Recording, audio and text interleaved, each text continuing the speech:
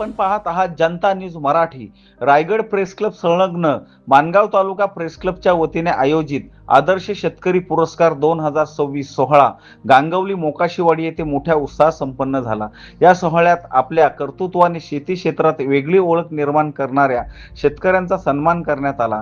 कार्यक्रमाची सुरुवात छत्रपती शिवाजी महाराज आणि छत्रपती थोरले शाहू महाराज यांच्या प्रतिमेस पुष्पहार अर्पण करून करण्यात आली। यावेळी विजय विष्णू दाखिनकर, वैभवी विजय दाखिनकर, रामदास महिपत धाडवे आणि शैला रामदास धाडवे यांना आदर्श शेतकरी पुरस्कार 2026 प्रदान करून गौरविण्यात आले।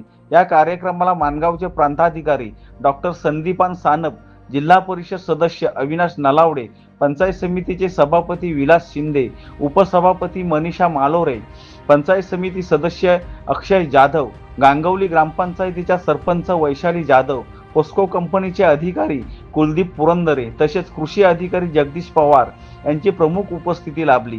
मार्गदर्शन करताना सभापती विलास शिंदे म्हणाले की शेतकरी हा देशाचा खरा पोशिंदा असून पारंपरिक शेतीसोबत दुग्ध व्यवसाय, कुक्कुटपालन आणि इतर शेतीपूरक व्यवसाय स्वीकारल्यास शेतकरी आर्थिकदृष्ट्या सक्षम होऊ शकतो। कोकणात शेती टिकवून ठेवणे ही काळाची गरज आहे।